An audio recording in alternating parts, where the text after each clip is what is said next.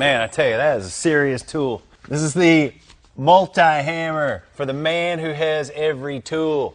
This is your one. It's the Lamborghini, the Ferrari.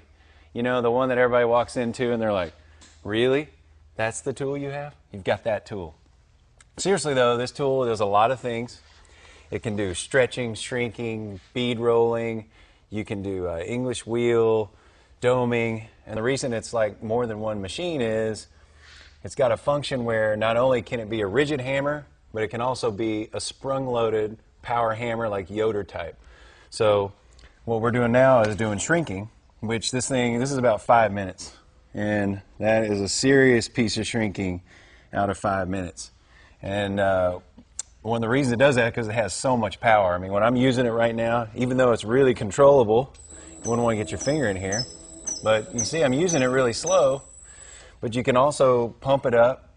You got a variable control here, so you can set it at a certain speed and go ahead and kind of crank it on. But like I was saying, the big deal is up on top. And if you look right here, there's a pin.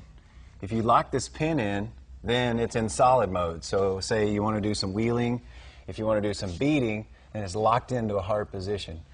But something like this, where you're like slap, slap, slap, slap, slap, most machines that are rigid like that, they don't like planishing because it just wears everything out. You're wearing out your bearings, you're wearing out the pins.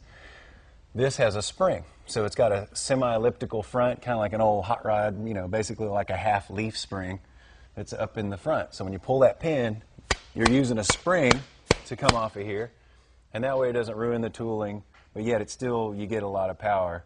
Obviously we've done shrinking. Let's put a planishing die in here and you can see that too.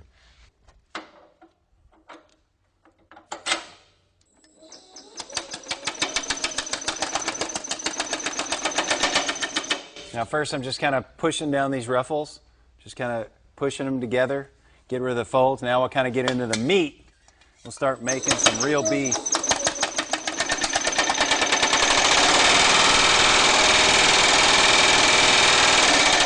See how nice that foot control is? Sweet. More slow.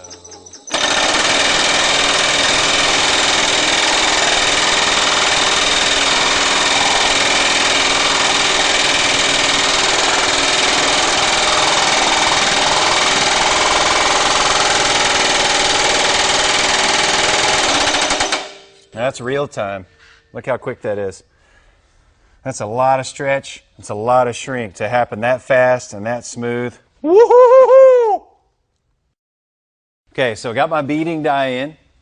We've got our stop set, and we changed our stroke so that when you do these kind of beading functions, it's good to be able to get a lot of little bitty hits because you're trying to shape something instead of, you know, when you're trying to shrink or planish, you'll have a bigger stroke trying to get more power per blow.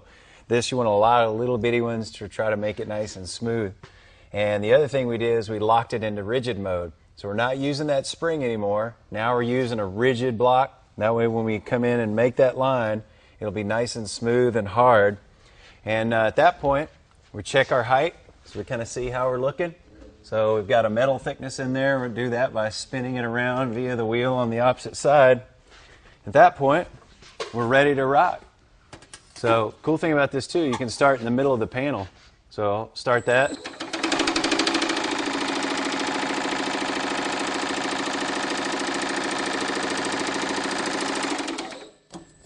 See how smooth that is?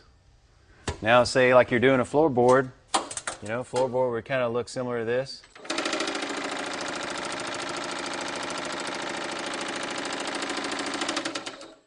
And there you go. Turn this around a little bit so you can get your stroke out of the way. Wham! Another tool I need. That's a shock, isn't it?